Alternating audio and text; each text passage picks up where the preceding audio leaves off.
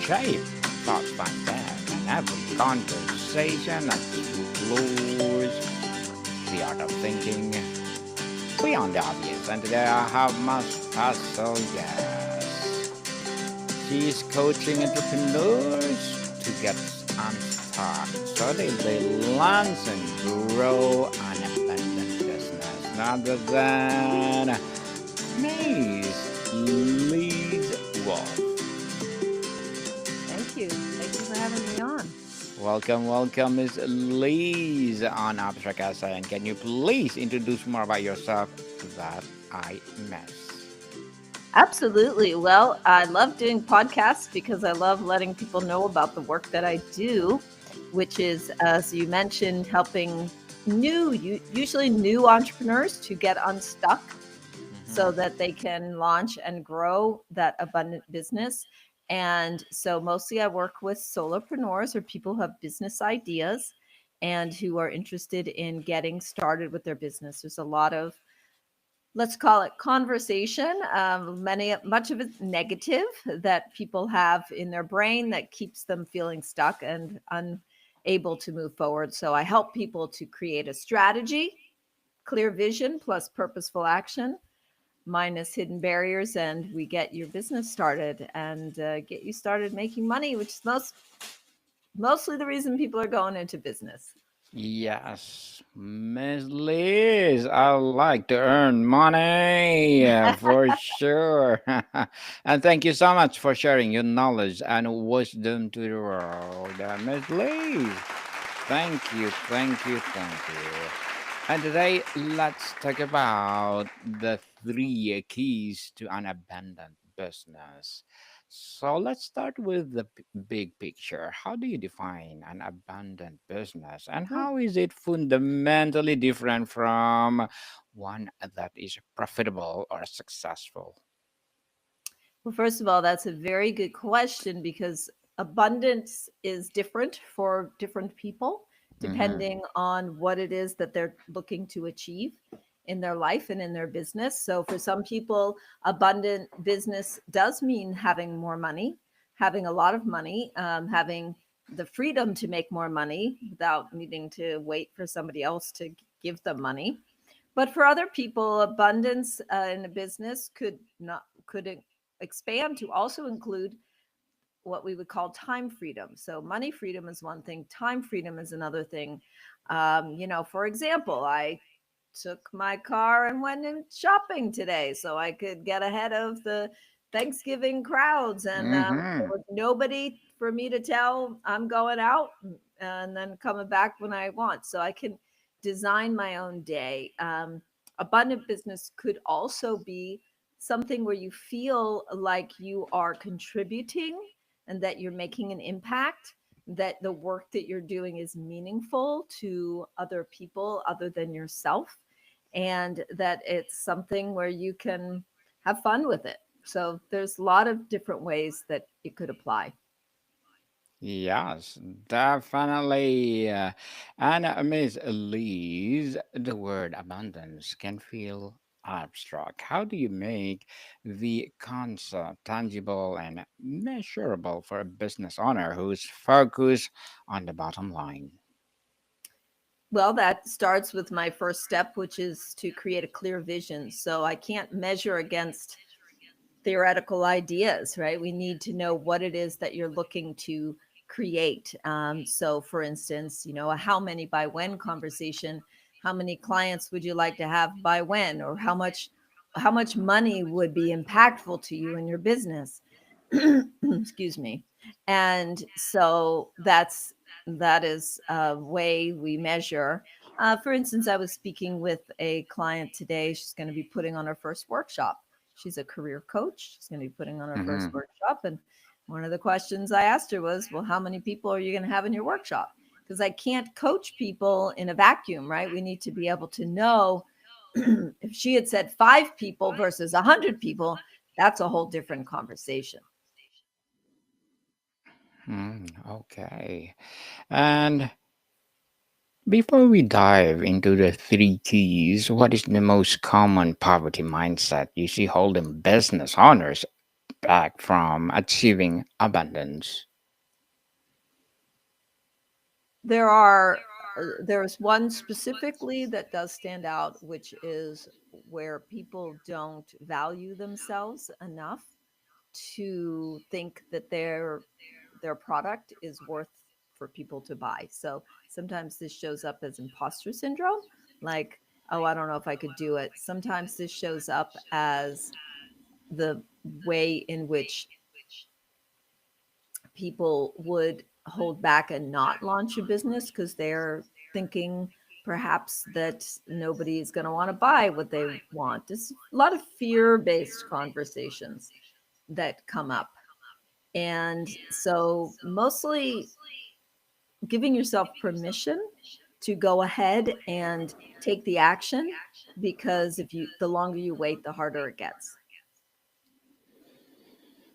Miss Lee's, let's deep dive in the three keys. First key is often about creating exceptional value. How can a business move beyond just selling a product or service to creating a truly indispensable experience for its customers? So, if you look at the traditional, or let me start that over. When you look at the traditional ways of growing a business, very often, if you read a lot of what would be known as something of bro marketing, I guess, that's Mm-hmm. nothing against men. It's just the way in which it's a very pushing forward, working really hard, getting out there, networking, learning everything you can, devouring audiobooks so that you can feel like you're an expert. All the ways in which we, quite frankly, often feel inadequate. This is going back to what you asked about the poverty mindset, right? If I have feelings of inadequacy, then I will Mm-hmm. work harder. Then I will drive myself crazy on LinkedIn and posting. And, I'll get in there and I'll, as I said, listen to audiobooks at 5x speed, etc. Why am I doing all that? Because the conventional knowledge says you have to work really hard and be really disciplined. You have to have the right connections, and you have to be known and respected in your industry. And I look at those as more as tools in my entrepreneurial toolbox rather than the reasons that I have abundance in my business. Why? Well, there could be a lot of reasons that, quote, working hard, maybe you are not naturally inclined to scheduling yourself and being very, quote, disciplined. Maybe that's not really your style. I have a quiz on my website that you can go to. If you can see there, it's take the quiz to find out what your entrepreneurial style is. And there's one of the styles is a chief enthusiasm officer. So if you told a chief enthusiasm officer to stop coming up with new ideas and instead really focus and be really disciplined about sticking with one thing, it would take all the fun out of it for them, right? Mm-hmm. So also, in this world, I mean, there's millions of other people, coaches, whatever your business is, and therefore, can always feel like I don't have enough connections. I don't have enough knowledge. I don't have whatever it is. So you're constantly coming from this inadequacy standpoint, like what I'm doing isn't good enough. Some of those things are actually outside of the realm of your control. And so the three keys to having an abundant business are actions you can take or ways of being that you can create that are actually all within your realm of control. And I'm Miss, happy to, yes, go yes, ahead. Miss Lee's, many entrepreneurs struggle with the if you build it, they will come fallacy. What is Mhm. a practical first step to test if a new idea actually delivers the value you think it does? So this goes, I think, connects very nicely to what we were saying about this idea of working really hard and being really disciplined, right? If you build it, they will come. Mm-hmm. And what if I build it and no one comes? right? So you have to ask yourself why. Why would people come? Why are they there? And again, I don't. I think we all have examples in our life of who we see are successful people that we don't think really quote deserve it. And you think I'm better at whatever I do than that person is. Why do they have so much attention? And the first key to having an abundant business is the phrase I use is to ask powerfully. And what I mean by that is to, again, if you have a clear vision, it's basically asking for what you want. And the fact is that we are very reticent to ask in many different ways, and I'll give you some examples. Number one, let's say that you're on a sales call and you get to the end of the call and you say, instead of saying, so would you like to work together, you say, well, why don't you think about it? Or you say nothing, or you just kind of sit there nervously and hope that they say something, right? So Mhm. asking powerfully is being very specific about asking somebody for something, either their business or perhaps it could be help. So a lot of us have a lot of historical, if you ask for help, you're weak, that kind of conversation. And so, what we want to do is we want you to just get good at asking. And I will tell you that I've created many, many wonderful bonuses, I would call them, in my life just because I've asked. Things like, hey, from something as simple as, hey, Mr. Cab Driver, can you, I know we already, I already gave you my money, but can you pull me over there so I don't have to walk in the rain? Or, hey, vendor, can you give me a 10% discount or 5% discount? Right. Mhm. Lots of times I have, let's say, been short on, no, our bagels only go on sale after 5 o'clock, but it's 4:30. And I'm like, can I have it anyway? So there's so many ways in which you can ask. And of course, I'm giving you little examples, but you practice asking and then it becomes more natural for you. Yes, naturally come out. And Miss Lee's in a crowded market, how do you discover and articulate a unique value proposition that does not just rely on being the cheapest? Can you restate the question? Yes, in a crowded market, how do you discover and articulate a unique value proposition? I mean, it just not rely being, well, cheap or the cheapest one. Okay, well, that will relate to the second key to an abundant business, which is about giving, actually, about giving wholeheartedly. So, when Mm-hmm. you're in a situation where you are interested in, let's say, getting more referrals, what you can do is you can, of course, you can ask for referrals. That's the first key. But the second thing you can do is then you can give referrals. And so, there are many ways that you'll stand out because what you're doing is you're actually generating value for others ask by giving wholeheartedly. And so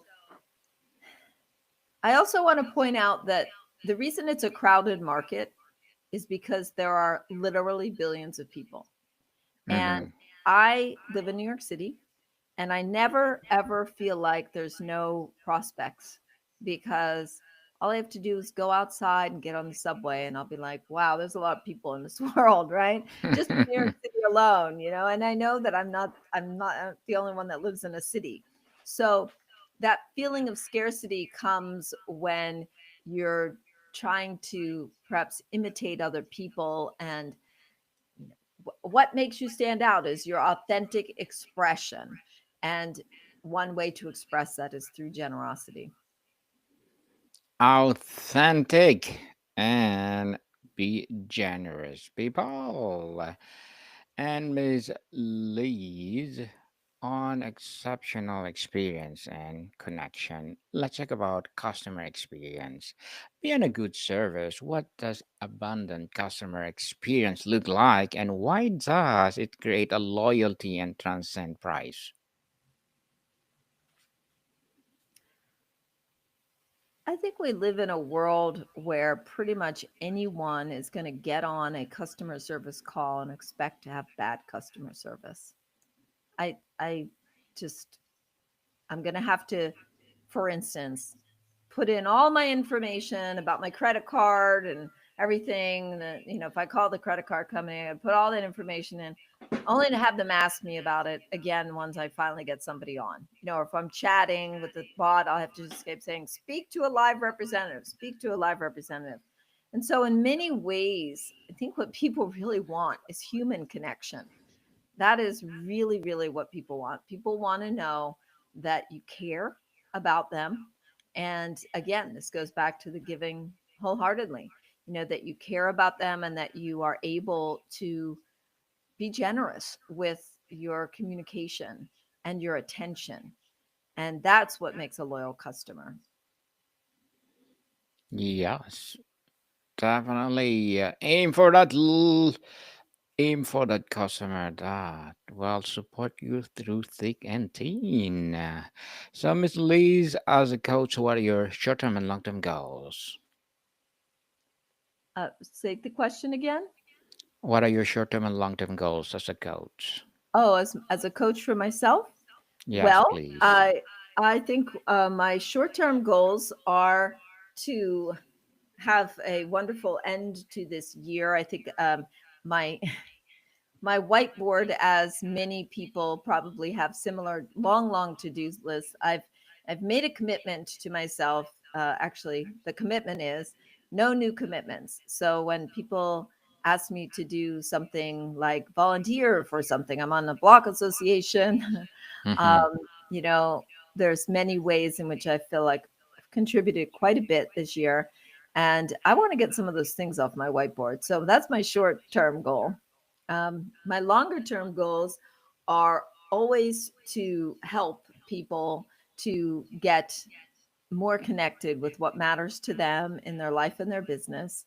And so I'm always ready for more clients, and I have wonderful opportunities to work with some pretty amazing people that the joy of seeing them finally come to fruition on their dreams is really wonderful. So, really, I would say more of the same, but in a bigger way.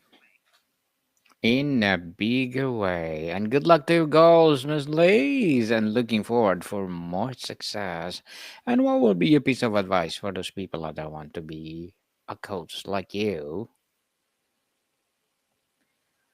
That is a great question, too. And I'll connect it to the third key to an abundant business so as to not leave people hanging if they're as they're listening to this. So the third key to an abundant business is to receive graciously. And the gracious part is really about gratitude. So it's kind of a two-part thing. But what I think most people that are out there say, "Oh, I'm ready for, bring on all that abundance, make it happen. Yeah, bring it on." And actually, the way that we receive in our lives and in our businesses is typically very conditionally. Now, sometimes that's smart business. You don't want to be stuck with a client you don't want. But on the other hand, um, I would look for all the ways in which abundance is available to you that you're actually not receiving. I think one of the things that's most frustrating to people as they're starting out looking to be a coach is that they, of course, want clients. Who doesn't want clients, right? Mm-hmm. So this is where you can bring all of these three: ask powerfully, give wholeheartedly, receive graciously together. And it's actually somewhat of a cycle. So where are the ways that you can contribute to people? What do you feel are your particular strengths and point of view? How can you share that with people? And how can you get I'll use the word braver, more courageous about asking people to work with you, to come into your world. And how can you then receive that joy and abundance and keep that cycle going for others as well?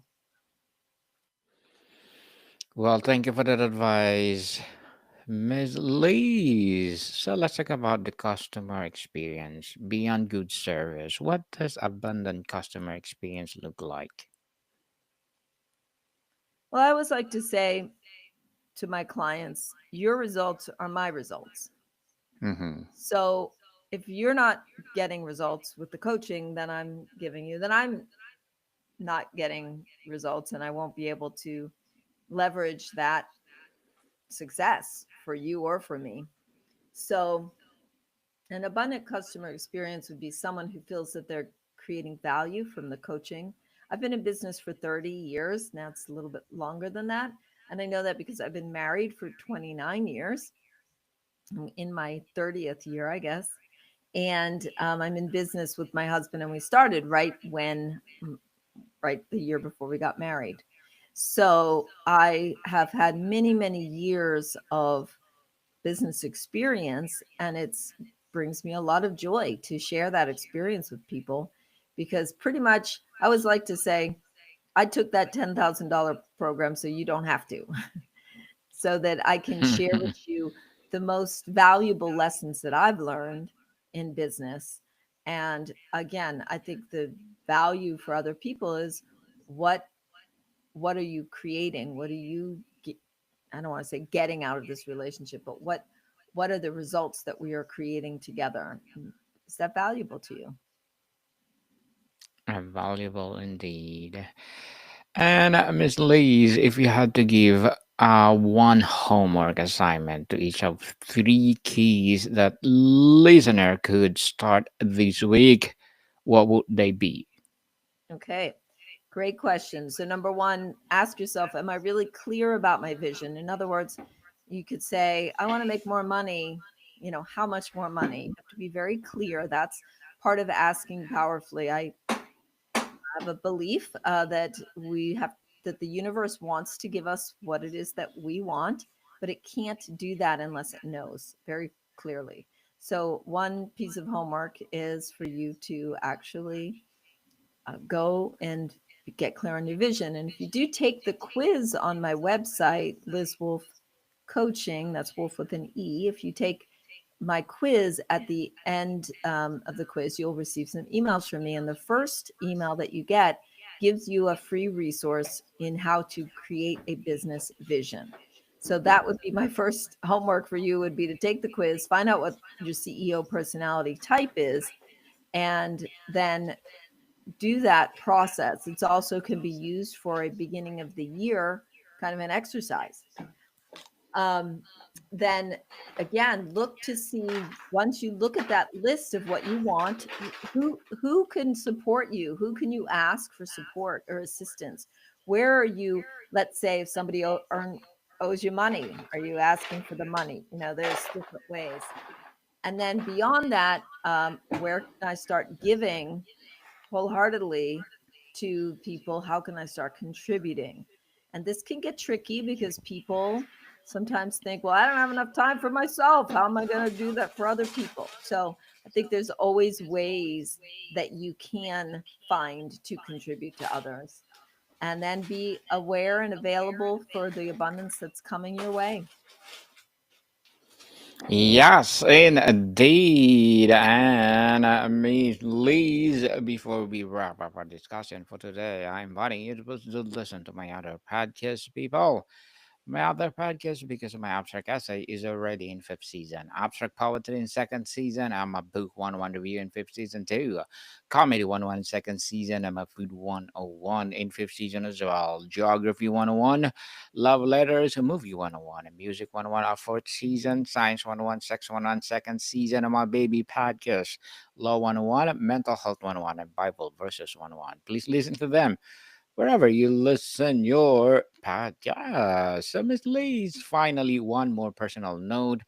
How has embracing this philosophy of abundance not just transformed the business you work with, but also transform you as a leader?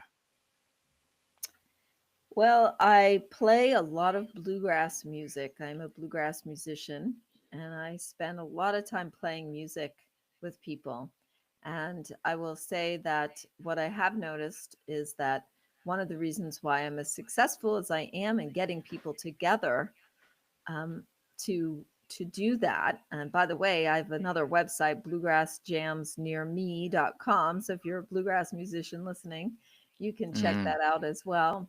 And so I have a very abundant life, and I really believe that is because of the community of people that I have built around me, the strong working relationship I've created with my husband, and being in relationship and communication with awesome podcast hosts just like yourself, and looking for ways to make that personal connection, I think makes a really big deal. personal connection indeed. Will you be my guest on Music 101 and let's talk about your music itself, Miss I Liz? would love that. That's a great idea. Thank you for that. Awesome, awesome, awesome. Let's talk about your music and promote to the world. And again, Miss Liz, thank you so much for sharing your knowledge and wisdom to the world. So, can you please invite the listeners to support your advocacy, your business, or whatever projects that you're doing right now? Absolutely. I highly recommend you go on my website, take that quiz. It's going to help you to figure out why you feel stuck. And you can find that at lizwolfcoaching.com, LIZWOLF, as in Frank, E, coaching.com. And the quiz will pop up and you can take it. And then you'll get all of the access to all wonderful stuff that will help you in your business. Wonderful stuff for sure. Yes, people, let's support Miss Liz Wolfe. Because if you support her, for sure, more and more empowering coaching to come. So, Miss Liz, thank you so much for your time. All right. Thank you. More to come, people. See you soon.